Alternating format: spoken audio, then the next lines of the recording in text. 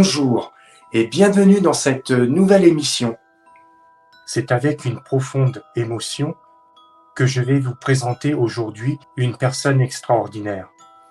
Une survivante, courageuse, qui a traversé des épreuves atroces. Son récit poignant est le témoignage de sa résilience face à l'adversité. Malgré les horreurs qu'elle a endurées, elle a trouvé la force de se relever et de partager son histoire avec nous. Accueillons chaleureusement cette personne exceptionnelle, dont le courage inspire et dont la voix résonne au-delà des souffrances vécues. Je vous présente Catherine Barénon, qui a écrit un livre « Et pourtant, tu étais ma maman » aux éditions Archipel. Je te remercie d'avoir accepté mon invitation. Merci à toi et je l'accepte avec plaisir. Avec plaisir. Tu as écrit un livre, c'est donc le titre, voilà. Et pourtant, tu étais ma maman, aux éditions Archipel. Et justement, tu parles de ce livre parce que tu as eu une enfance très difficile, tu as souffert. Justement, dis-moi, qu'est-ce qui t'a motivé pour écrire ce livre? D'abord, il faut savoir qu'avant d'écrire « Et pourtant tu étais ma maman », donc on remonte à 20 ans en arrière, j'avais écrit Les oignons crus. C'est-à-dire que « Et pourtant tu étais ma maman », c'est un récapitulatif en mode livre de poche avec les conséquences qu'on voit à la fin de Pourtant tu es ma maman, les conséquences que ça a eu, l'enfance dramatique que j'ai eue. Déjà. Vas-y, repose-moi la question. Oui, qu'est-ce qui t'a motivé justement pour écrire ce livre? Et pourtant, tu étais ma maman. Parce que rien que ce titre, et pourtant tu étais ma maman, il était très fort comme titre. Parce que c'est vrai, les vices que tu as subis, on sent que rien que déjà dans ce titre, toute la souffrance. Alors écoute, pour ma part, dès le départ, quand j'avais écrit Les oignons crus, enfin j'avais écrit en collaboration avec Franck Ferrand, que tout le monde connaît en France, c'était un but pour me libérer et avoir justice sur les personnes qui m'ont violée, torturée. On va arrêter là parce qu'après les détails, il y en a de trop et on va pas s'arrêter sur des détails, sinon ce serait sordide. Et suite aux événements des oignons crus, il s'est passé des choses horribles dans ma vie. Et quand j'ai repris contact avec Jean Daniel, les éditions Archipel, donc de suite, on a refait le livre Et pourtant tu étais ma maman. Donc moi, mon but de ce livre, il est évidemment d'abord dès le départ, c'était pour moi comme dès le départ, c'était comme comme si je parlais à un psychiatre, un psychologue. C'était une manière de témoigner parce qu'on peut pas se taire.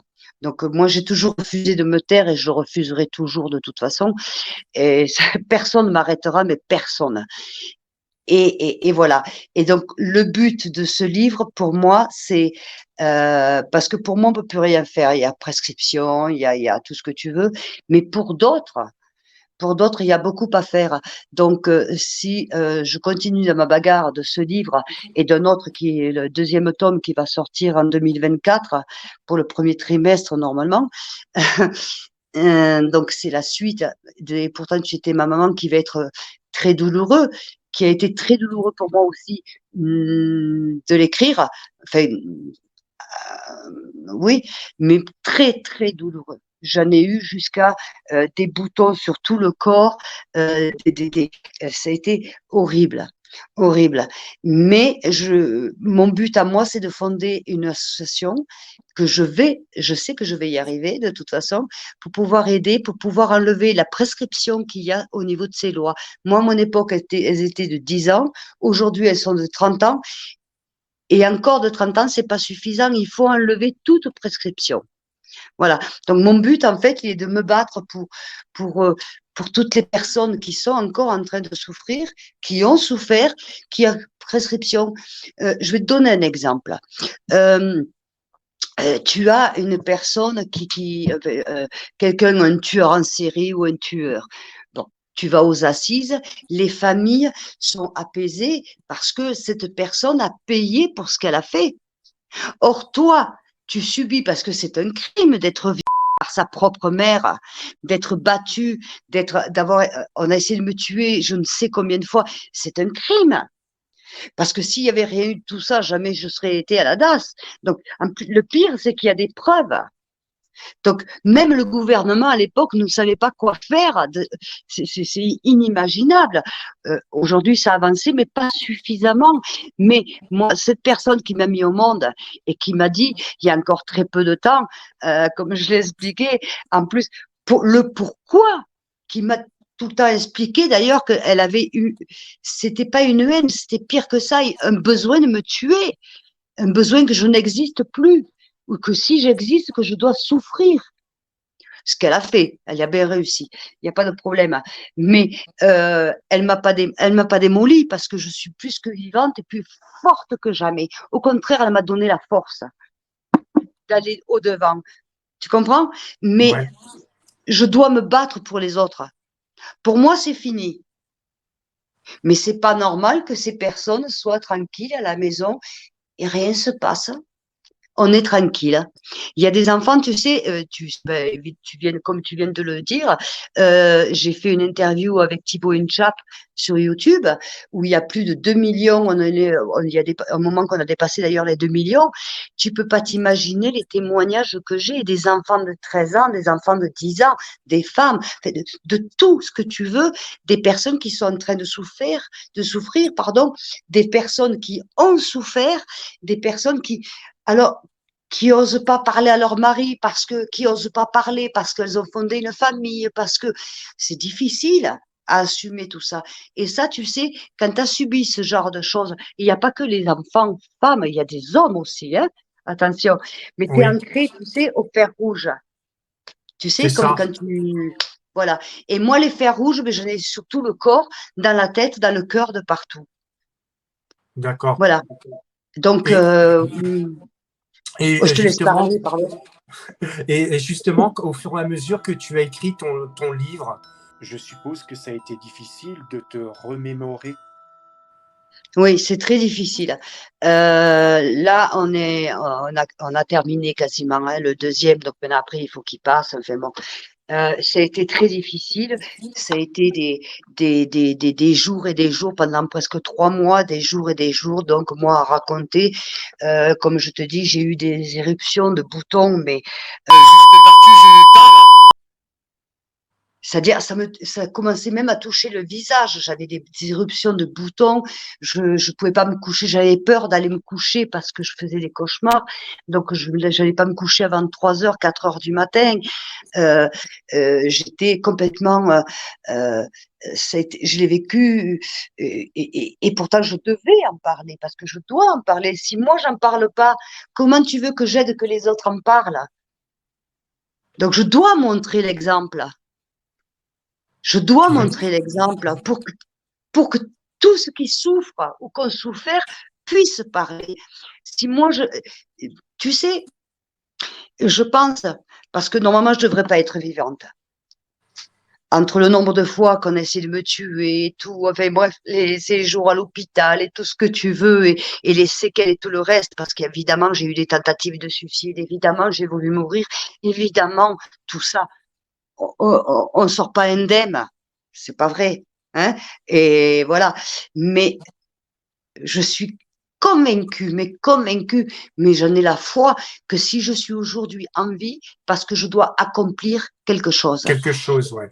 Oui. Et je sais ce que je dois accomplir. Je l'ai au fond de mon cœur, au fond de ma tête. Et tu sais, je suis capricornelle et quand je veux quelque chose, je l'ai. Et cette association, j'ai déjà pas mal de membres qui sont en train de s'y mettre. Et je l'aurai. Et on va se battre. parce que je veux aider. Il faut progresser et chaque grain, pouvoir faire changer cette loi qui est inadmissible. Et je répète, inadmissible. Je te Tu laisse vois la ce qui est, parole, excuse-moi. tu vois ce qui est bien parce que on a échangé avant de faire cette interview, on a échangé plusieurs fois. Tout ce que tu as subi quand même, et surtout tu as fondé une famille, tu es marié, tu as des enfants, et ça prouve aussi que tu as dépassé justement cette Non, souffrance pour aller faire autre euh, chose. euh, excuse-moi, on dépasse jamais, on dépasse pas. Moi, les psychiatres m'ont dit, parce que je peux pas trop dire, parce que sinon après on va Oui, commencer à parler du deuxième tome, donc ça je ne oui, veux oui, pas en oui, oui. parler, on va le découvrir après. Mais les conséquences de tout ça ont été tellement énormes, mais énormes, euh, euh, qu'on le verra dans le second tome, parce que je peux pas en parler Oui, maintenant. Donc, je suis veuve.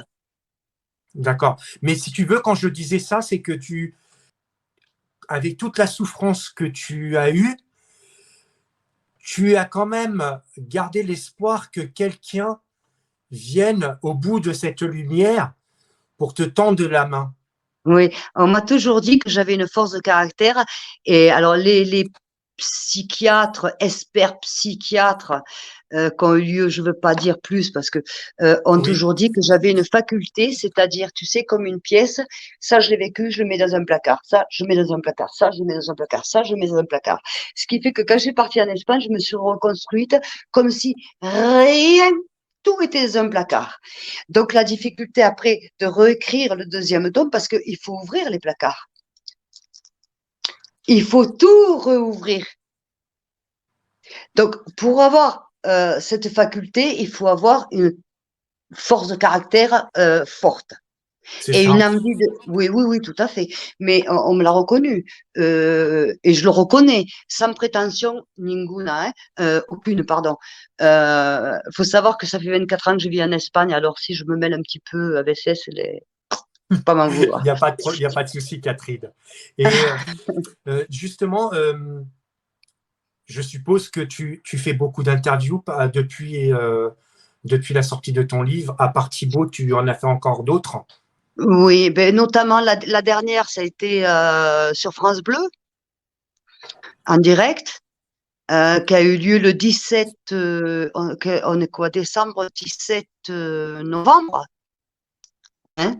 Par exemple, j'ai beaucoup d'autres invitations que je suis dans, ben, lamentablement, que je dois refuser parce que le deuxième tome va sortir. Donc celui-là, je l'ai accepté pour toi sans l'accord de, de personne, ni de mon attaché de presse, ni de mon éditeur, ni de personne. Je l'ai fait pour toi parce que je crois en toi, j'ai confiance et que je sais que dans l'avenir, on pourra travailler ensemble aussi. Et parce que je sais que toi aussi, avec, je ne veux pas trop m'immiscer, mais que tu as passé aussi des moments difficiles dans ta vie. Puis, il y a un feeling, il y a quelque chose, quoi. Donc, ben, je dis, allez, oui, je le fais, je dois le faire. Voilà. Merci Ben, beaucoup. en fait, c'est du cœur, quoi. C'est du cœur, quoi. Tout à Voilà. fait, merci beaucoup. On va parler justement du vif du sujet. À ta naissance, quand tu es né, juste après, qui est-ce qui t'a élevé? Eh bien, écoute, dès le départ, pour moi, c'était mon grand-père et ma grand-mère, et mon parrain et ma marraine, pardon. Et il s'est avéré qu'après des investigations, donc après les oignons crus, hein, et après le passage à la télévision que j'ai fait à cette époque, juste avant les oignons crus, mode de vie avec Béatrice Schoenberg sur les enfants illégitimes.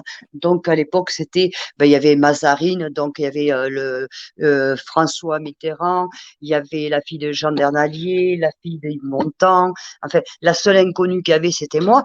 Une émission superbe que je remercie Béatrice Schoenberg, qui est incroyablement agréable.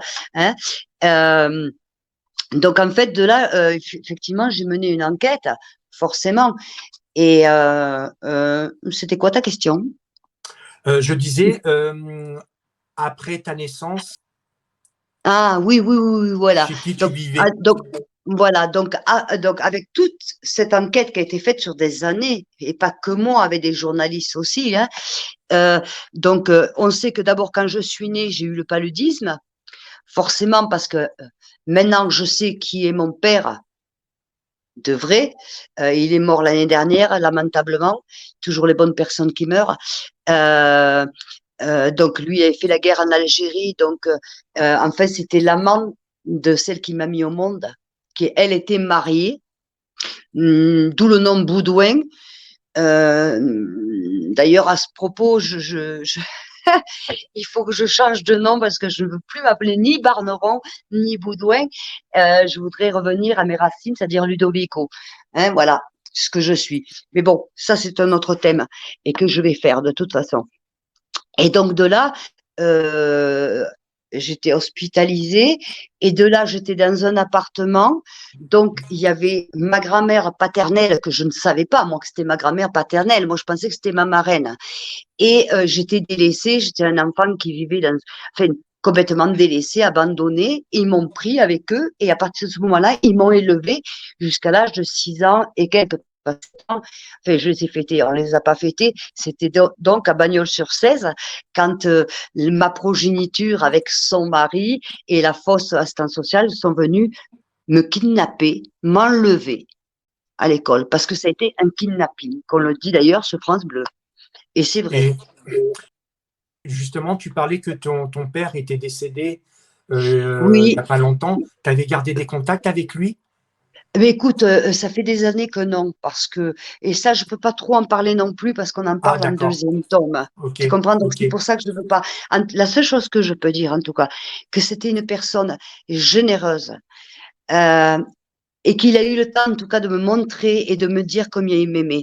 Il était au courant de tout, forcément, puisque, en fait, ce que moi, je pensais être ma marraine était ma grand-mère paternelle, forcément, il savait tout. Et tout ça, ça va se découvrir dans le deuxième tome. C'est D'accord. vraiment une histoire à faire un film, hein, je te le dis. C'est assez fort. Mais je peux pas trop en dire à ce niveau-là. La seule chose que je peux dire, c'est que c'était un homme exceptionnel. Et, et, et je sais qu'il m'aimait. Il a tout fait ce qu'il a pu. C'est la seule chose et que je peux dire, hein. Et je D'accord. suis fière de lui et je suis fière d'être sa fille. Et justement, un petit peu avant les 6 ans, tu avais des contacts avec ta maman ou pas du tout? Ah non, non, Qu'est-ce non, qu'elle non, était je ne l'ai jamais devenue? connu. Je ne l'ai absolument jamais connu. D'accord. Elle est jamais venue te voir, rien du Non, tout. non, je ne l'ai jamais vue. Je ne savais même pas qu'elle existait. Je ne savais rien. Moi, je vivais dans un monde où j'étais une princesse. Quand on est venu me kidnapper à l'école, moi, mon parrain et ma marraine, qui pour moi à l'époque était mon parrain et ma marraine, je les appelais papa et maman. C'est ma chienne Karim avec qui on a été élevés toutes les deux parce que quand ils m'ont eu toute petite, ils ont pris cette berger allemand qui était toute petite. On a été élevés ensemble toutes les deux. Hein, voilà, je veux dire. Donc elle m'amenait à l'école et elle venait me chercher. C'est pas le problème, c'est que quand on est venu m'enlever, c'était pas à la sortie ni à l'entrée de l'école. Justement, c'était un kidnapping, c'est-à-dire que le jour où on m'a prise, j'avais quoi? Mon cartable et mes vêtements que j'avais sur moi, c'est tout. Ok. Et Un ben juste. kidnapping pur et simple. Et donc, on va parler de ce jour fatidique. Donc, Oh tu là te là. rends à l'école et tu expliquais justement que le directeur vient te chercher. Qu'est-ce qu'il te dit, le directeur? En fait, je suis déjà en classe. Parce que quand je vais à D'accord? l'école, personne ne peut m'enlever. J'ai ma chienne. Elle vient me chercher, elle m'amène. Et puis, je peux te garantir sincèrement que qui que ce soit m'aurait approché à cette époque-là, c'est même pas la peine. C'était vraiment, on était comme sœurs toutes les deux, enfin, ou comme si elle était ma mère. Je sais pas comment t'expliquer. C'est un berger allemand, je te parle. Elle était, tu Oui. vois. Et donc, non, les faits se sont passés. J'étais en classe, j'étais une très bonne élève. En plus, on était en classe et le directeur me fait sortir de la classe et il me dit, écoute, je sais plus exactement, mais en fait, Claire, j'ai une bonne nouvelle. Il y a ta maman qui vient te chercher. Voilà. Donc, imagine-toi à ma place. Euh, ouf, mais j'ai une maman, je vais pouvoir la voir. J'étais contente. Bah, tu Mais m'étonnes. j'étais pleine d'émotions, je pleurais, j'étais contente. J'ai pas cherché à comprendre. Je me rappelle le directeur comme il était, hein. Et puis il y avait cette montée d'escalier, donc je suis sortie. Bah, évidemment, il m'a demandé de prendre toutes mes affaires. Mes affaires, ben, c'était mon cartable. On était, il n'y avait pas de blouson parce qu'il faisait beau. Donc voilà. Et puis il y avait cet escalier. Et en bas, il y avait une femme euh, très belle, grands cheveux noirs, des yeux noisettes, une belle italienne, mais vraiment, voilà, c'est la seule chose qu'elle a eue dans sa vie d'ailleurs. Mais bon, bref, c'est mon commentaire. Et avec une grande parka de cuir, c'est un trois quarts de cuir, tu vois. Et moi, ben, le directeur, il me dit, c'est ta maman, qu'est-ce que je fais? Ben, je descends en courant pour me jeter dans ses bras. J'étais contente. Enfin, je pensais pas à tout ça. Un enfant de 6 ans, il pense pas à tout ça. Elle s'est poussée, je suis tombée par terre. Elle a rien fait, elle n'a pas essayé de te relever, Non. rien du tout. Oh non, non, non, non, pas du tout. C'est le directeur qui m'a relevée. D'accord. Et quand elle est venue te chercher, elle était toute seule ou elle était accompagnée avec Non, elle était avec une bonne femme. Faut savoir que Maupin, son travail, c'était le trafic de faux papiers. D'accord, Hein. Ça va suivre aussi dans le second tome parce que c'est vraiment très intéressant et on va comprendre beaucoup de choses. Hein. d'accord, Et d'ailleurs, on va comprendre aussi le pourquoi, parce que les gendarmes ici est mis, parce que c'était un indice aussi pour les gendarmes, forcément, puisqu'ils faisaient des faux papiers pour beaucoup, à tous les niveaux. Hein. Donc, une fausse assistance sociale. Donc, d'accord, les papiers comme quoi ben, je viens récupérer ma fille. d'accord. En fait, ça a Ok, été un kidnapping pur et simple. d'accord. Et donc on peut dire que ce fameux Maupin, c'était le compagnon de ta maman. Ben, ils étaient mariés. D'accord. Avant que tu partes avec ta maman, tu étais fille unique. Ben oui, de toute façon, moi, dans ma tête, de toute façon, je suis fille unique parce que je suis la seule je suis la seule qui est née de mon père avec cette femme. Donc, D'accord, tout le reste, c'est des demi et demi-sœurs et demi, et tout ça, c'est des demi. Je suis vraiment la seule. Oui, je suis fille unique. Oui. d'accord. Et justement, au fil du temps, qu'est-ce que tu as pu découvrir juste sur ta maman? Oh là là, c'est à quel niveau? Euh, Tout, comment elle était après, est-ce que bah, quand tu n'as pas eu de nouvelles, qu'est-ce qu'elle était devenue? Pourquoi elle n'est pas restée avec toi? Pourquoi elle t'a abandonné? Non, mais non, non, ça c'est elle après qui me l'a dit. Après, je l'ai su par le passé en fait. Elle avait rencontré donc ce Maupin. Il faisait des braquages, lui des faux papiers, enfin c'était des trucs. Ils étaient, c'était du banditisme. Ils étaient hors la loi complètement. Voilà. Mais moi, je savais rien. Avant tout ça, je ne savais rien d'elle. D'accord, On ok, m'en parlait pas, je ne savais rien. Moi, j'étais protégée, j'étais comme pas comme une princesse. Oui, j'étais une princesse. J'avais aucune idée de tout ça. Je vivais dans le luxe, dans l'amour, dans les câlins, dans des je t'aime, dans tout. J'étais très bonne à l'école, je savais lire. Avant d'arriver à l'école, je savais déjà lire parce que, enfin, écoute les interviews et tu vas voir. Je veux dire, mais une enfance fabuleuse. Heureusement, d'ailleurs, les psychiatres ont dit, heureusement que j'ai eu ça parce que certainement au jour d'aujourd'hui, je ne serais pas vivante. Donc, je savais ce que c'était le bonheur. Je savais ce que c'était d'être aimé et d'aimer. Donc ça, tu sais, c'est très important les premières années parce que ça, tu l'apprends. Donc, je savais que le bonheur existait. C'est peut-être sûrement ça, d'ailleurs, qui m'a sauvée. bah oui, exactement. Et justement, quand tu pars avec Maupin et ta maman, donc tu pars avec eux, tu vas chez eux, tu te retrouves dans cette voiture. Est-ce qu'ils te parlent? Est-ce qu'ils te disent quelque chose? Ce Alors, monsieur, est-ce attends, qu'il te parle? déjà, je me rappelle la voiture. C'était une Citroën blanche break. Ça m'est revenu il y a quelques jours parce que forcément tout ça, tu vois, mais c'est bien, voilà, c'est bien ça. À l'intérieur, il y avait, d'abord, ça sentait mauvais. C'est lui qui conduisait avec des faux papiers parce qu'il n'a jamais eu le permis, bien sûr. Euh, ma progéniture était à côté, et à côté de moi, il y avait cette bonne femme qui était soi-disant assistante sociale. Et moi, tu sais, j'étais une enfant, mais pleine de vie, pleine de questions, heureuse. Tu sais, les enfants que tu vois heureux, curieux, parce que j'ai Normal. toujours été très curieuse, soif d'apprendre, de poser des questions, soif de vie. Voilà, j'étais une enfant heureuse. Donc forcément, je commence à poser des questions parce il y avait quelques poupées avec une qui manquait un bras, l'autre une jambe. Enfin, il y avait quelque chose qui. Donc je pose des questions. Alors, euh, les questions, c'est elle d'abord qui commence tu vois, à calmer, à me calmer parce que je sens qu'il y a quelque chose qui va pas. Je suis plus chez moi. Où est-ce que je vais? Tu comprends? À un moment, il s'arrête. Cette dame s'en va. La portière s'ouvre, elle s'en va et je reste derrière. Et là, ben, je pose des questions.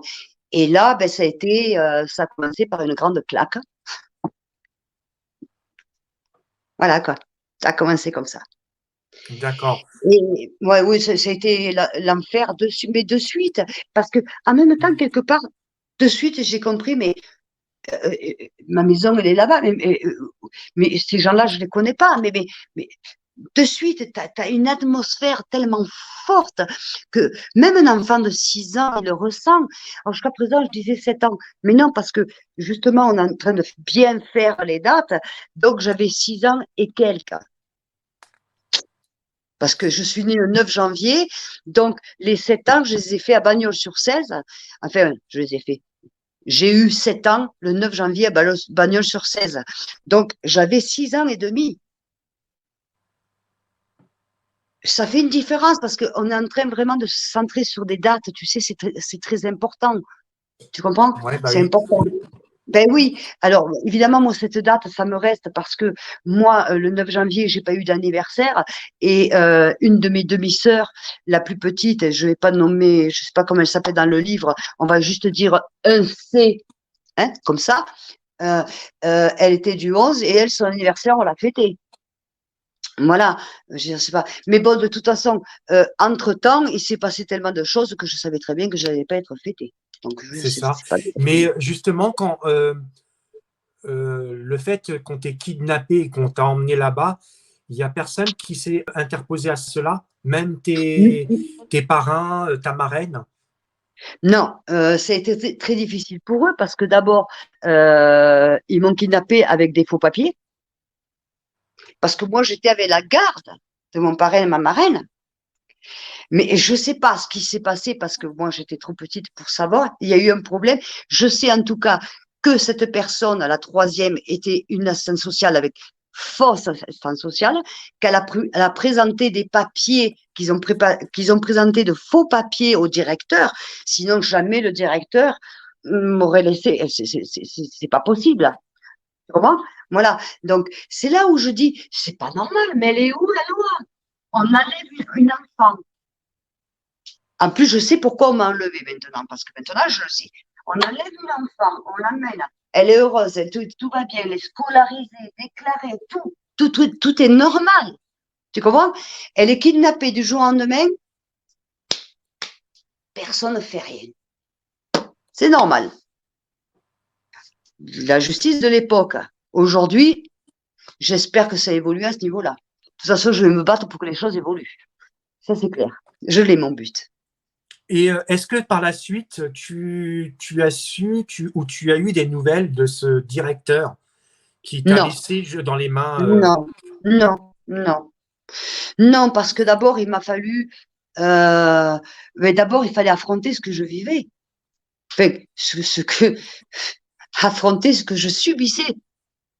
Donc, comment tu peux penser? Évidemment que j'y pensais, je pensais à tout ça, mais euh, il a fallu d'abord pendant plus de 6 ans ou 7 ans, enfin, je sais plus exactement les dates, on le sait dans ce livre, mais il a fallu survivre. C'est-à-dire, c'était tous les jours des maltraitances, des coups. Pourquoi le premier livre s'appelait Les oignons crus? Parce que moi, je mangeais des oignons crus pendant que les autres mangeaient. Au début, c'était de la soupe, comme tout le monde.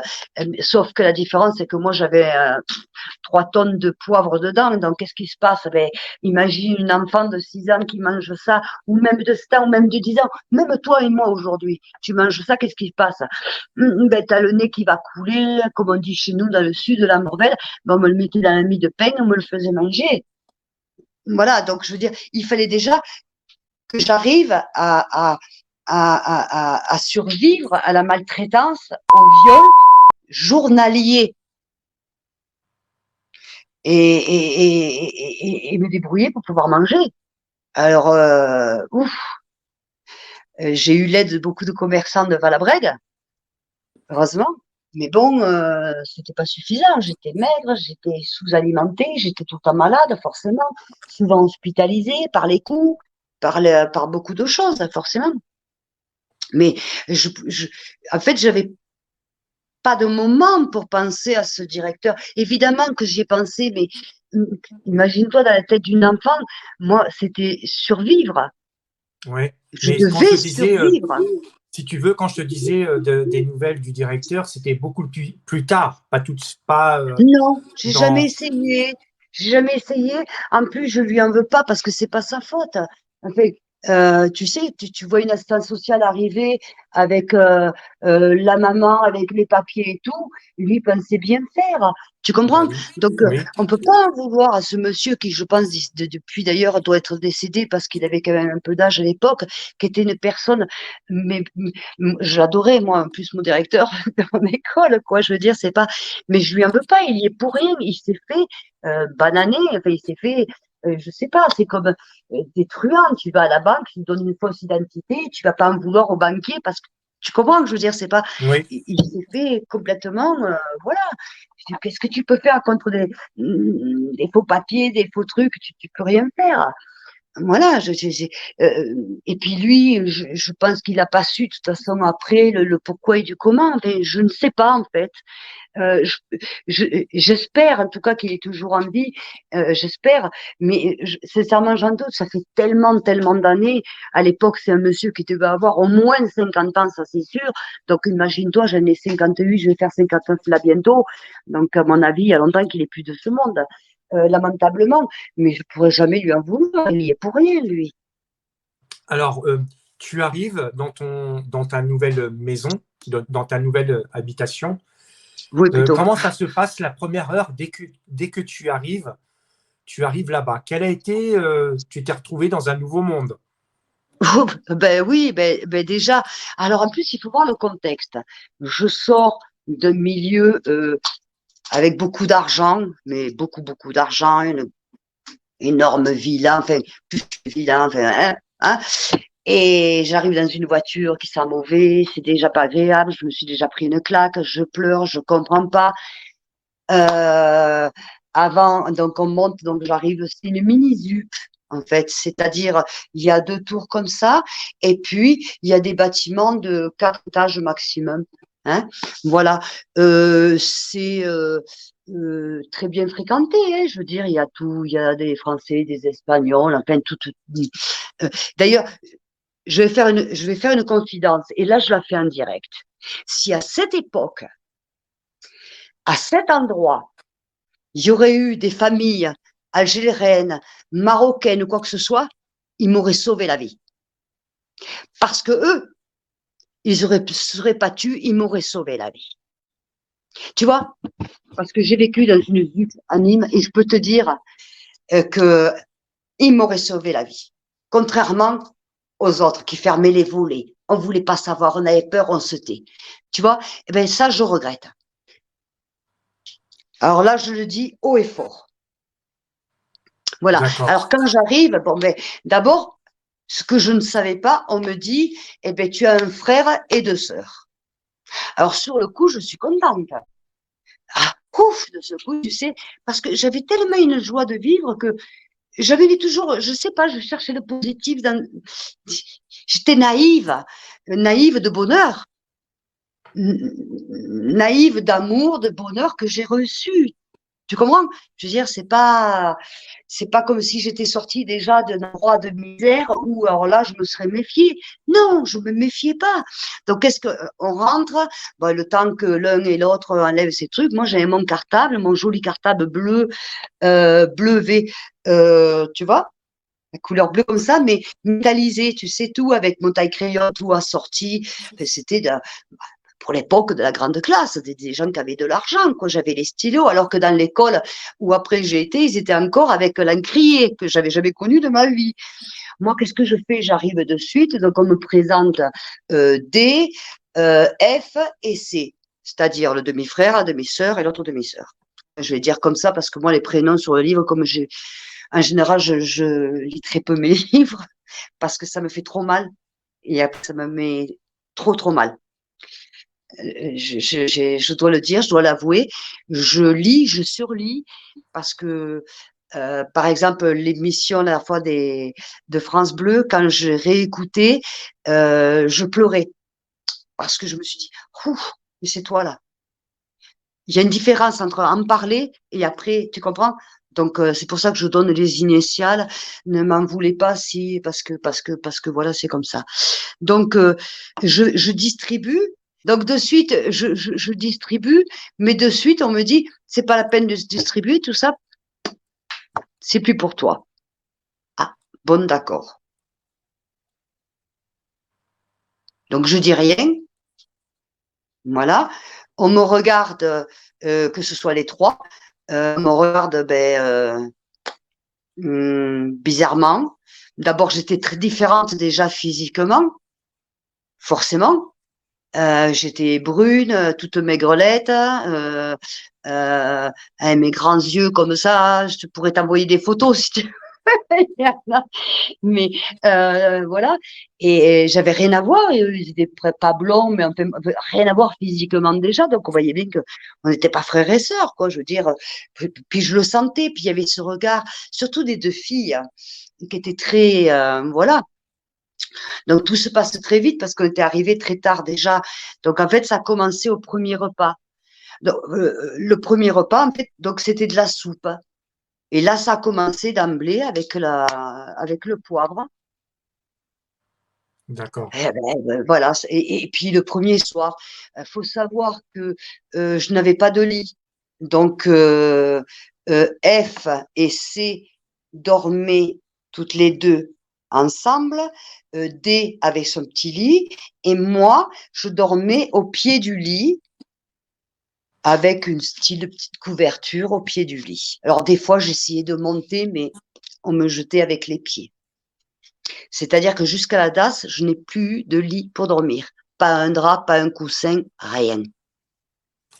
Par Et, contre, tous les jours, excuse-moi, hein, tous les jours, donc c'est ma progéniture. Hein. C'est dommage que je ne puisse pas dire son nom, sincèrement, mais elle se reconnaîtra, elle le sait. Elle m'envoyait donc tous les soirs. Au début, c'était tous les soirs, dans la chambre de mon père. Voilà. Puis évidemment, après, c'est moi qui devais faire toutes les tâches ménagères de suite. Mais ça a été de suite, de suite, de suite. J'avais plus le temps de penser en fait. et ta maman, dès le départ, elle t'a maltraité elle aussi? Alors, d'abord, je veux dire ma progéniture, hein, parce que moi, je suis maman et j'ai jamais frappé mes enfants, je les ai jamais maltraités. J'ai fait ce que j'ai pu, comme j'ai pu. Je leur ai donné tout l'amour que j'ai pu. J'ai fait, je peux pas tout dire parce que il y a encore une fois la suite hein, en 2024. Mais moi, je peux me dire, me proclamer maman. Elle, non, parce que ça, c'est pas une maman. Voilà. Donc, je continue. Euh, oui, je sais plus où j'en étais.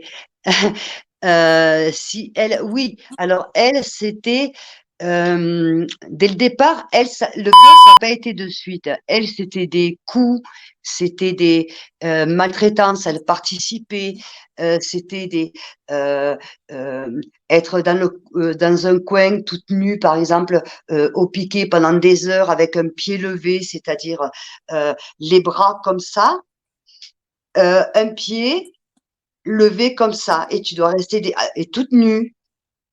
Tu vois, voilà. Alors, puis t'en as, enfin, c'était comment on appelle ça en français? Des subisses, Une forme de chercher. torture, c'est de la torture. C'était de la torture. Oui, oui, j'avais carrément de la torture. Bon, après qu'elle essayait de me tuer, alors ça, plusieurs fois, hein, ça oui. Mais elle avait des tortures, mais horribles. C'était horrible quand même, hein. Est-ce que tu C'était, sentais, quand tu subissais de la maltraitance de sa part, que c'était une forme de jouissance pour elle ou pas du tout? oui, complètement. Mais pas que pour elle, pour tout le monde. Pour, pour tout le monde? Oui, oui, oui, oui. Il fallait. C'est-à-dire que ce jour-là, et d'abord, de ce jour-là, on m'a plus jamais appelé par mon prénom, on m'appelait la bâtarde. Déjà, on m'appelait la bâtarde, et des fois, elle, pour se moquer de moi, parce que mon parrain, ma reine, leur mot d'amour, c'était cacate, ce qui signifie Catherine. Donc, quand elle me martyrisait, elle avait un plaisir à me dire, tiens, cacate. C'était vraiment du plaisir qu'elle avait. Mais tout, c'était une jouissance. C'est-à-dire, ils se mettaient en famille, il fallait voir. Ça les faisait, tu voyais leur jouissance dans les yeux. C'est incroyable, quoi. C'est horrible. Et tu peux rien faire. Tu es impuissante. Tu peux rien faire. Ça a duré pendant combien de temps, toutes ces violences, tous ces subis? Eh ben, jusqu'à ce que je rentre à la DAS. Donc ça, c'était à Bagnols-sur-Cèze. Le problème, c'est que j'ai été hospitalisée trop de fois pour des cas graves. Et la dernière chose que ça a été le boom qu'ils ont dû partir de Bagnols-sur-Cèze, c'est lorsque c'était en été, donc l'appartement était au premier étage avec un petit balcon. Déjà, ma mère avait commencé déjà, enfin, excusez-moi de dire ça, cette femme qui m'a mis au monde. Donc, c'était mis déjà parce qu'il me faisait manger des cailloux. Non, non, mais tu peux pas t'imaginer les atrocités. C'est incroyable. Et donc, dans cette chambre, donc l'après-midi, c'était devenu un rituel. Il y avait lui, elle et moi. Et tous les deux me violaient. Je ressens encore, excuse-moi l'expression, mais je dois la dire. Excuse-moi l'expression, j'ai envie de pleurer, mais je dois le dire. Sa main à l'intérieur d'une partie de mon Sa main. Ça, je m'en remettrai jamais. Excusez-moi. Excusez-moi. Je ne veux pas être faible. Il faisait ça devant tes frères et sœurs, ils n'étaient pas Ouais, là? il le savait. Si, ils étaient dans les pièces à côté, il le savait. Là où ça a été trop loin, c'est que sur les coups de 3 heures, 4 heures de l'après-midi, quand il faisait 3 heures l'après-midi, quand il faisait bien, bien, bien chaud, je devais descendre euh, dehors et lui du premier étage. Donc, je devais baisser ma culotte devant tout le monde. Et je me souviendrai toute ma vie. Les gens fermaient les fenêtres. C'était pas des fenêtres, c'était, tu sais, les volets en fer. Tu sais que les Mhm. persiennes en fer. Il les fermait et lui, avec un fusil à plomb, mes fesses lui servaient de cible. Et là, ça a été tellement fort, je sais pas ce qui s'est passé. On a dû partir dans l'urgence, aller à Valabrègue. Et personne à cette époque, il y avait personne n'a réagi, personne ne disait rien. Non, non. Je vais fumer une cigarette, je suis désolée. Je suis tellement. Je pensais pas m'émouvoir comme ça, mais. Ouf. Tu comprends pourquoi je veux me battre pour les autres? Pour éviter qu'ils souffrent ce que moi j'ai souffert. Ensuite, nous sommes allés à Valabrègue. Alors, ben, j'ai eu plus de chance à Valabrègue, bien que l'école, là, c'était pas tous les soirs, c'était continuellement. J'allais quasiment, parce qu'il faut savoir que j'étais quasiment plus scolarisée, parce que j'étais tellement ruée de coups que j'étais pas présentable, ou j'avais le bras cassé, soi-disant je faisais du vélo alors que j'avais pas de vélo. J'étais trop souvent hospitalisée, il y avait trop de choses, ça devenait trop gros. Je pouvais, la différence entre Bagnols-sur-Cèze et Valabrègue, c'est qu'à Bagnols-sur-Cèze, à part des morceaux de pain sec que je pouvais trouver, que des gens jetaient, ou tu sais, il y a des petits arbustes où ils ont des petits fruits, enfin, c'est pas des fruits, des trucs roux comme ça. Donc, je mangeais ça, j'essayais de me débrouiller comme je pouvais parce que j'avais rien à manger. Donc j'étais vraiment, si on n'était pas parti à Valabrègue, j'allais mourir. De toute façon, déjà, j'avais été hospitalisée déjà de trop à Bagnols-sur-Cèze. Et à Valabrègue, pour moi, ça a été euh, revivre. D'abord parce que c'est un petit village. Alors il y a il y a beaucoup de champs avec des abricotiers, des pommiers, tout ça. Donc j'avais la possibilité déjà de me nourrir. Tu comprends? Donc déjà, ça m'a redonné bah, évidemment, les viols de toujours, forcément, évidemment. C'était c'est euh, ça. Oh, on va passer là-dessus parce que ça Et va coincer justement, quand morbide. tu disais qu'au niveau de quand tu avais pris des coups, quand tu subissais des coups par ta mère ou par ce monsieur, à l'école ou n'importe où, il y avait personne qui avait remarqué que tu avais Non, des mais coups? le problème, c'est que ça a mis du temps parce qu'il faut savoir que ce monsieur Maupin, ses parents, enfin, c'est quelqu'un, d'abord, que tout le monde avait très peur. Parce qu'il y avait un trafic très gros qui se faisait, à un point d'ailleurs qu'il y a eu des tirs de fusils dans la maison. Enfin, c'était quand même énorme, hein. Trafic de papier pour des grands, pour des gros, pour des petits. Enfin, j'ai appris, moi, à le faire parce qu'il m'enseignait comment le faire à l'époque. Hein, s'il y avait 3 trucs avec plusieurs couleurs. Donc, j'étais, il fallait que je sois constamment avec lui, mis à part faire les tâches qu'il avait à faire constamment. Mais les gens, quand c'était trop les coups comme ça, j'étais quasiment hors scolarité parce que j'étais pas en état. Et le peu que j'étais, il y avait un problème. Le docteur justement devait intervenir et il y avait personne. Donc au final, évidemment, entre les hospitalisations à Tarascon, j'en ai fait je ne sais combien, et l'hôpital et le médecin. Donc à force et avec ma grand-mère maternelle, la famille, et avec tout ce monde, à force, c'est arrivé un moment où effectivement la DAS est venue me chercher parce que j'allais y passer. Et à l'hôpital Tarascon, je faisais des séjours, mais tu t'imagines même pas. Donc, ils essayaient de me préserver. Lui, il a essayé une fois de venir m'enlever. Ils l'ont mis à la porte pour éviter qu'il me voie, parce qu'il savait, l'hôpital savait. Tu penses bien que quand on enlève un enfant, qu'on l'emmène à la DAS, c'est qu'il y a un dossier, on ne l'amène pas comme ça. Donc, c'est justement à force, mais il en a fallu quand même, il a fallu des années pour ça. Il a fallu trop d'années. J'étais détruite déjà. J'étais détruite. Et tu as Je sais qu'il y a des personnes qui m'écoutent. Excusez-moi pour les personnes oui, qui m'écoutent, que je fume, je suis désolée, mais vraiment parce que c'est émouvant. Mais je sais ce que vous ressentez. Je sais ce que vous avez ressenti parce que je le sais, je l'ai senti, moi, au plus profond de mon âme. Je le sais. Mais je m'attendais pas à avoir des larmes. Je pensais être plus forte que ça. Je suis désolée. Mais en même temps, j'ai pas à l'être. Je pense que c'est normal. oui. Et justement, quand tu as subi toute cette Je t'entends maltraitance, plus trop, et c'est de là après que la DAS, parce que quand c'est arrivé à un stade où, parce que le problème, c'est que les hospitalisations, il n'y en a pas eu une, deux, trois.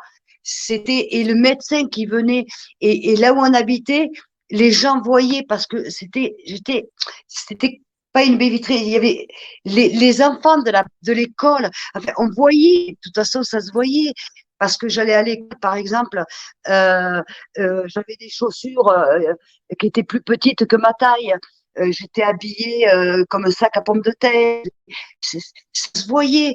Il y a plein de choses, si tu as lu le livre, euh, où j'étais obligée de mettre le soukhi. Il y avait tellement de choses, mais tellement.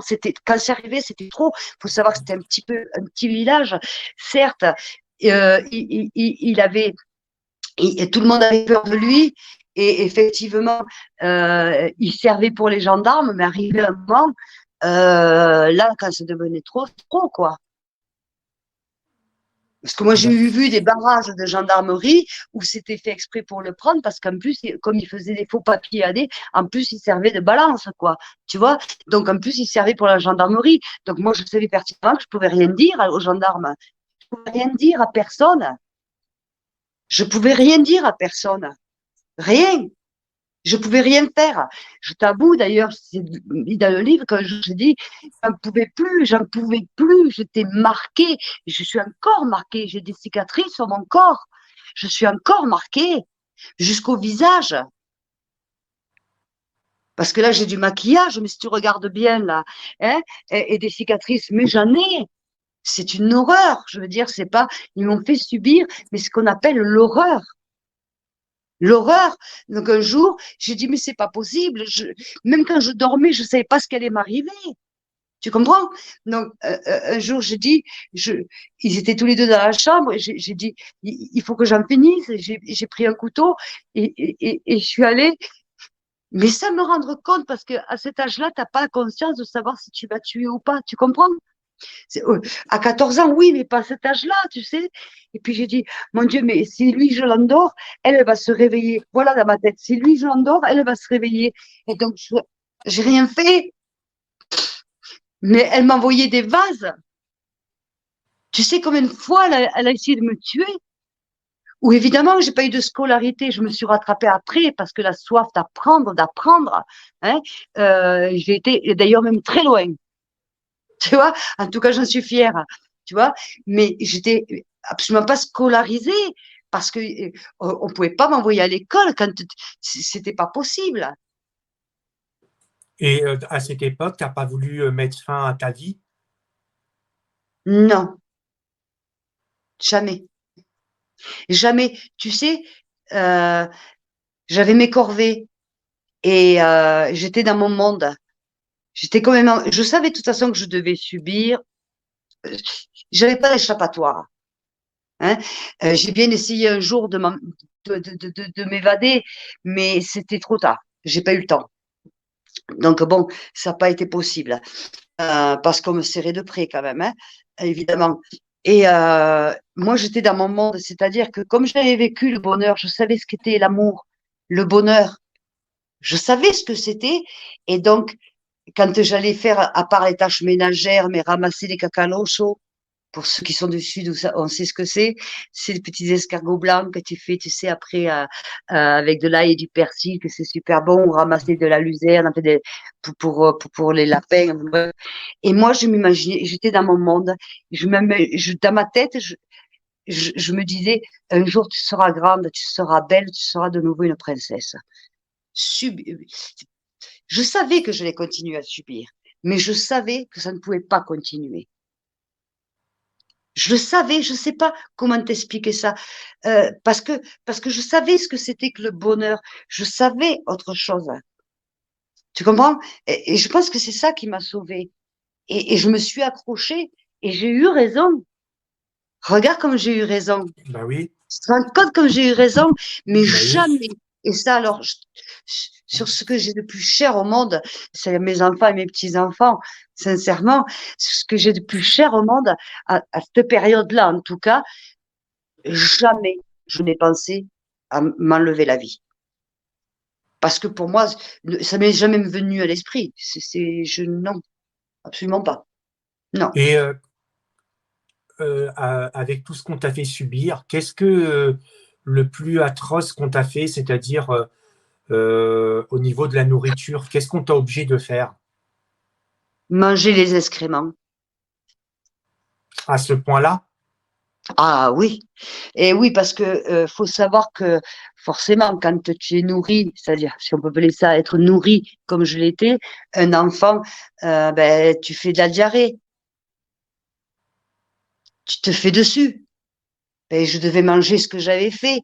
Et puis comme ça faisait rigoler les autres, eh ben, quand ils allaient aux toilettes, il y avait qu'une toilette dans cet appartement. Et donc, ils faisaient exprès de mettre leur caca sur le mur. Et moi, ben, je devais nettoyer les murs en léchant la merde leur merde. Et une fois que tes parrains sont venus te voir la toute première fois après tout ça, je suppose qu'ils ont dû te voir comment dans l'état que tu étais. Et quelle a été leur Euh, réaction?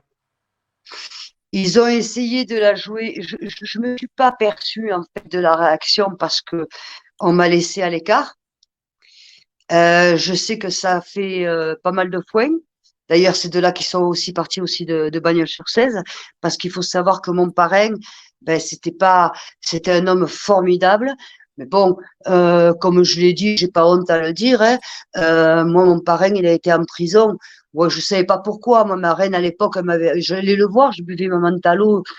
C'était une personne adorable. Euh, il était corse, hein, et je suis fière. et, et fière de lui, et je l'aime et je l'aimerai toujours.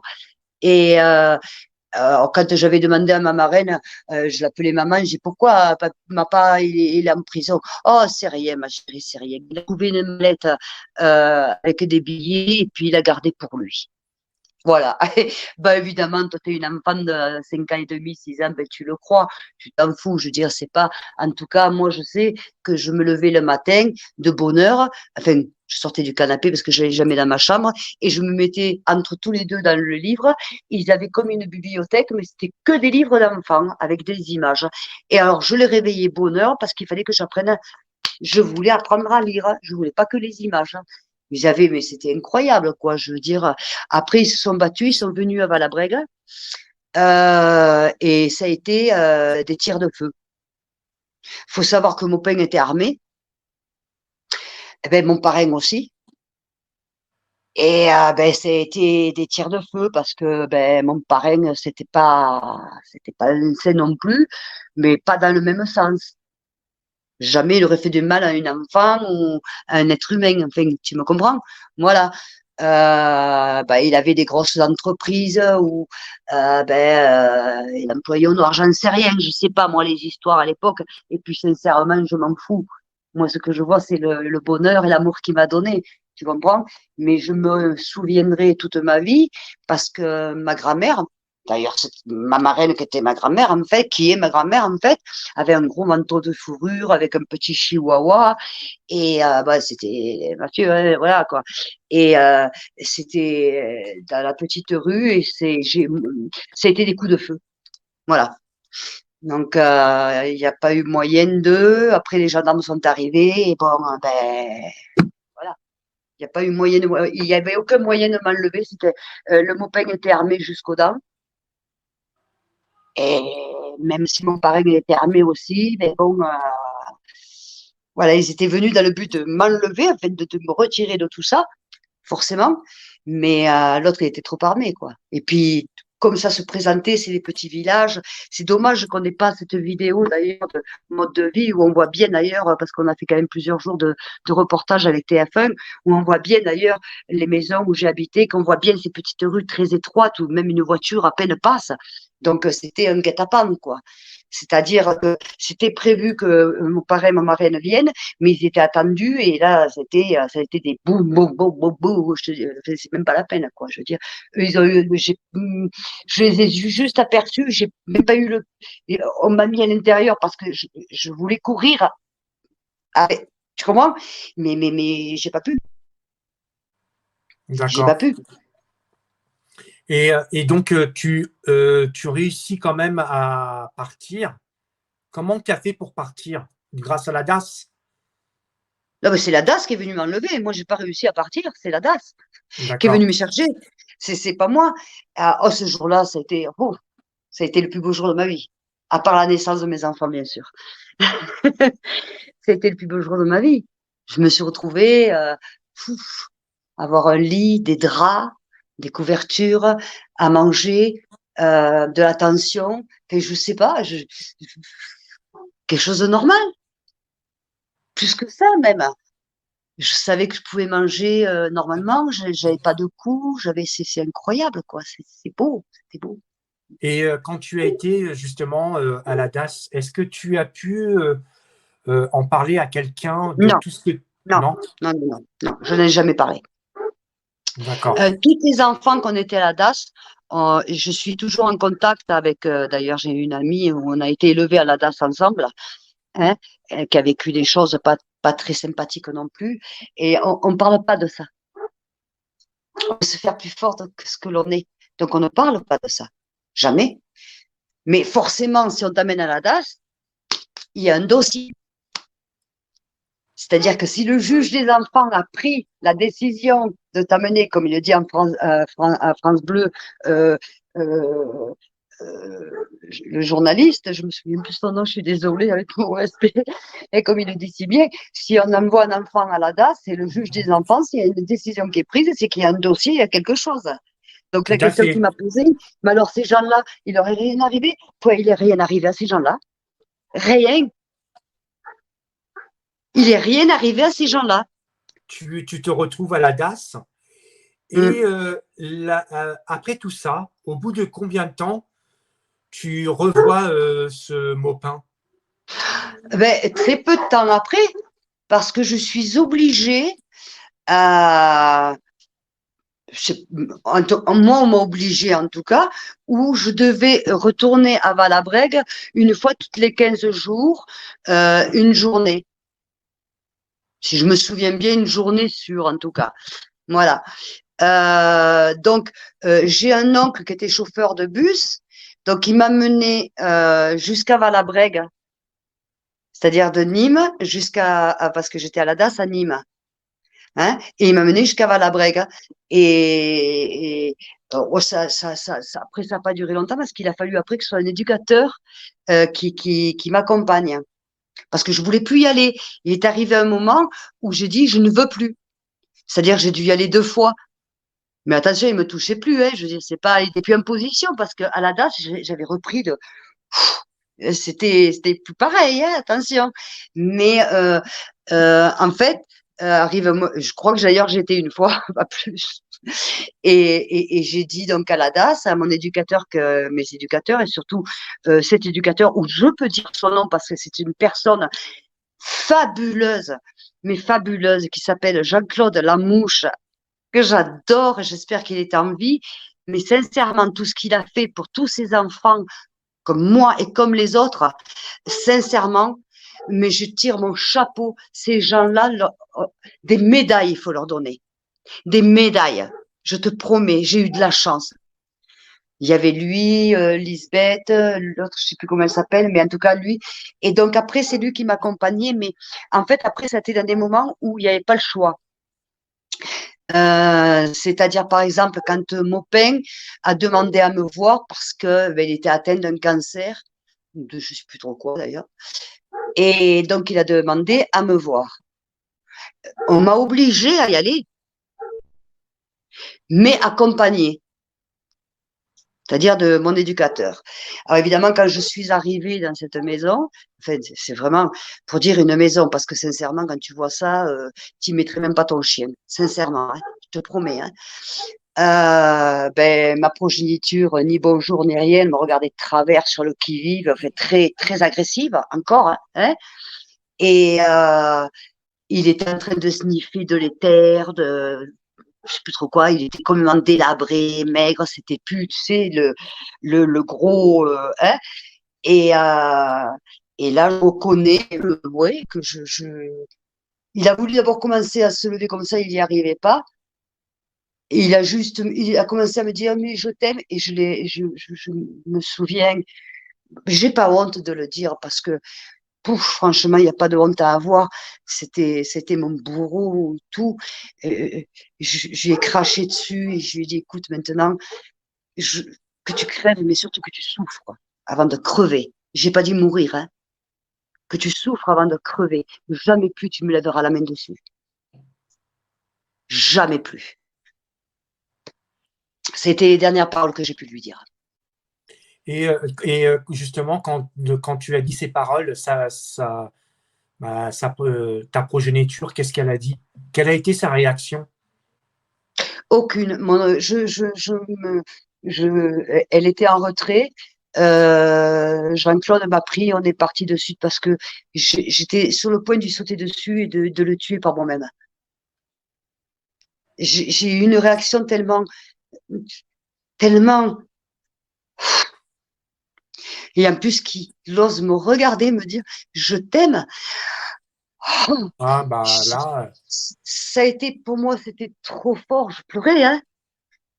Je pleurais. Je lui ai dit, mais tu vas crever. Mais surtout, prends ton temps. Mais souffre en crevant. Pour qu'ils comprennent ce que moi j'ai subi. Tu comprends? Et en fait, c'est mon éducateur qui m'a pris. On est parti parce que on est allé manger. Il m'a amené manger dehors parce que j'étais mais détruite, détruite, détruite. Et elle, je me souviens plus. et justement, tu as parlé tu disais que pendant son enterrement, donc tu es parti à son enterrement parce qu'il est décédé. Ben, j'ai été Après, obligée.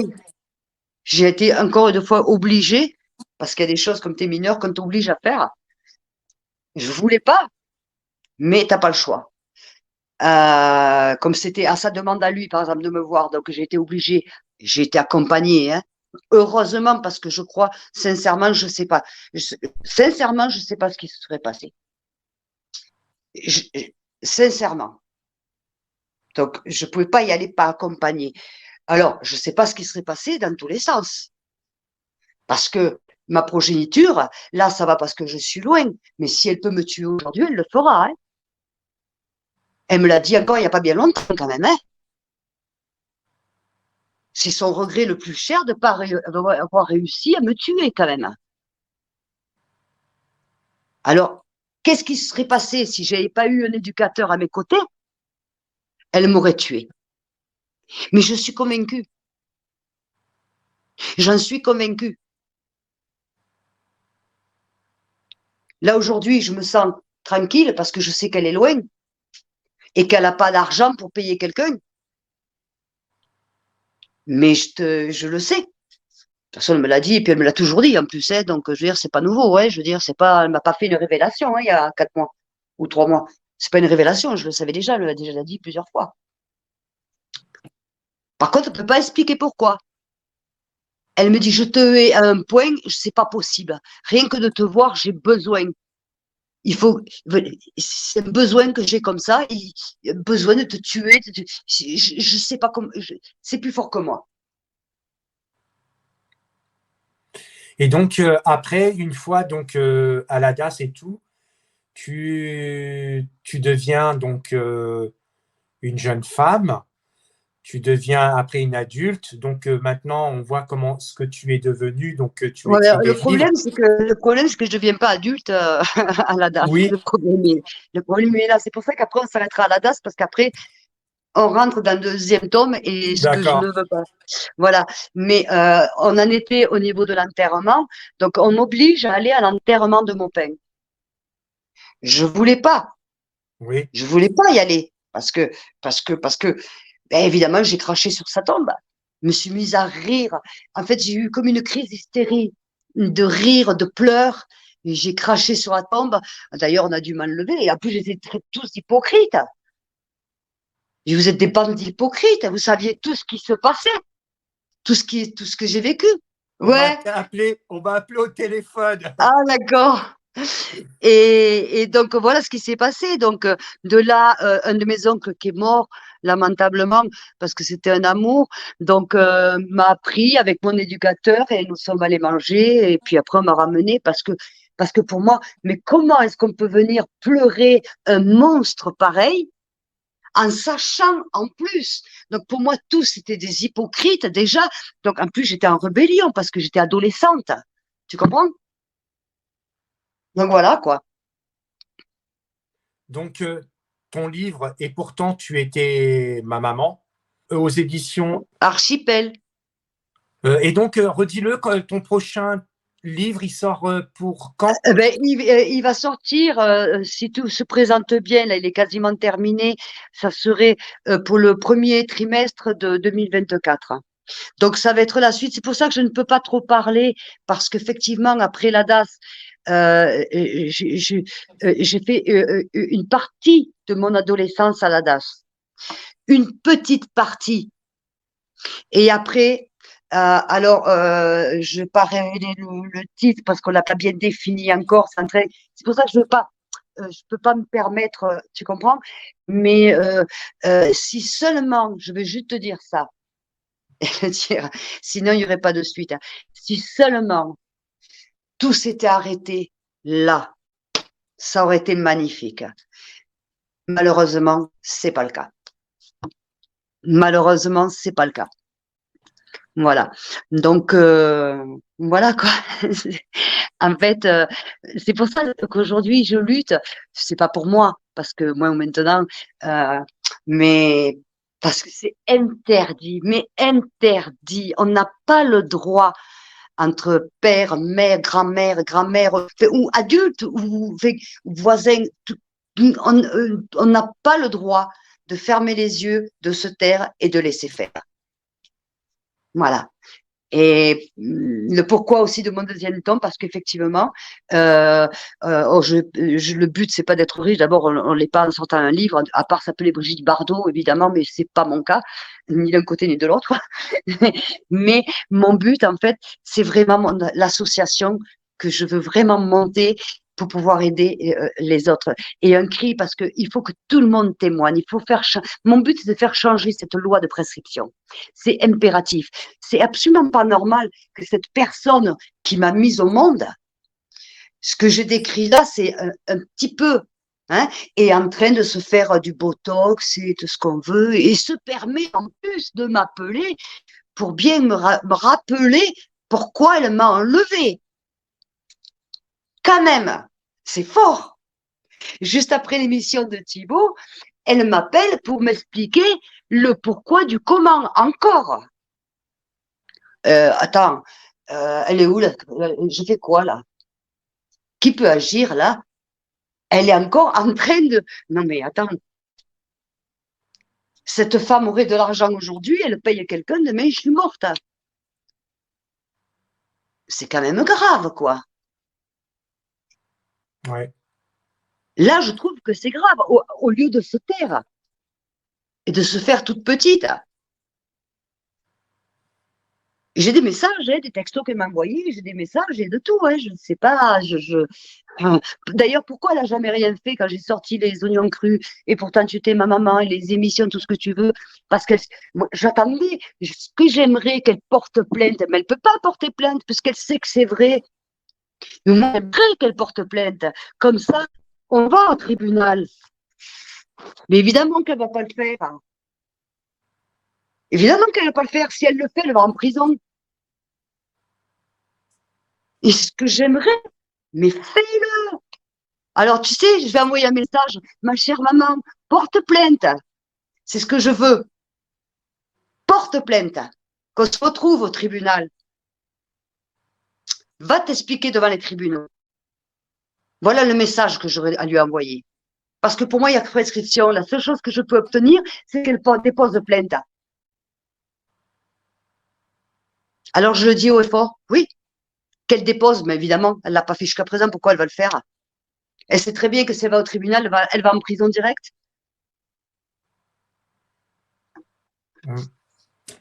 Catherine, on va arriver à un terme de cette vidéo poignante, un fort témoignage. Je te remercie d'avoir accepté mon invitation et en général, à mes invités, je te laisse le dernier mot et surtout un message d'espoir et puis parle de ton association aussi, s'il te plaît, Oui. que tu veux mettre en route. Oui. D'abord, je te dis merci à toi parce que pour cette année, ce sera ma dernière interview et je l'ai donnée pour toi, pour une histoire de cœur et tu le sais, on en a parlé. Alors, si j'ai un message à donner, c'est que de toute la souffrance qu'on a pu avoir dans la vie, on peut s'en sortir. On peut avoir une vie. On peut avoir une vie après. On n'est pas foutu pour autant. Mais il faut se battre. Se battre, c'est aussi pouvoir parler. Parce que le fait d'en parler, ça libère. C'est une thérapie. Et pas parce que il faut pas avoir honte. Parce que moi, j'ai pas honte. C'est moi qui ai subi. Pourquoi vous allez avoir honte, vous? De quoi on doit avoir honte? D'avoir subi? Non. Nous, on n'a pas de honte à avoir. On a subi. Les meurtriers, c'est eux. Nous, on est des victimes. Donc, mon message, c'est les victimes, parlez. Et puis surtout, le message que je veux faire passer, si je fais tout ça, c'est justement pour pouvoir créer mon association, pour pouvoir aider, faire changer cette loi qui est ignoble et que tous ces monstres, parce que ce sont des monstres, ce sont comme des tueurs en série, c'est des monstres, hein, soient punis pour que justice soit faite. Et puis lutter, parler, parler, parler et parler. Et je vous embrasse tous du fond du cœur, mais tous du fond du cœur. Merci pour m'avoir écouté. Et excusez-moi si j'ai fumé, ben, je suis désolée. Ben, on a tous des défauts. Hein. Voilà. Mais bon, j'espère que mon message est passé. Oui, Merci à toi de m'avoir écouté en tout cas. merci.